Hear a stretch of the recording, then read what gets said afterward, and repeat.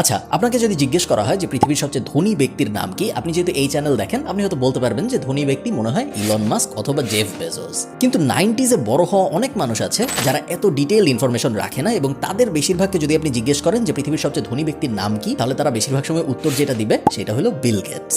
2000 সালের আশপাশের সময় থেকে শুরু করে এত দীর্ঘ সময় পর্যন্ত বিল গেটস পৃথিবীর সর্বোচ্চ ধনীর আসনটায় বসেছিল যে আপনি একদম মুদি দোকানদার থেকে শুরু করে একদম এলিট ক্লাসের মানুষ যে কাউকে যদি জিজ্ঞেস করেন, চান্স খুব হাই যে সে বলবে পৃথিবীর সবচেয়ে ধনী ব্যক্তির নাম হলো বিল গেটস। 1987 সালে মাত্র 31 বছর বয়সে বিল গেটস পৃথিবীর সর্বকনিষ্ঠ বিলিয়নিয়ার হন, এবং কই 1987 কই 2022-23, বাট এখন পর্যন্ত এসেও বিল গেটসের নেটওয়ার্থ $140 বিলিয়ন বেশি, যেটা ভয়ঙ্কর একটা নাম্বার।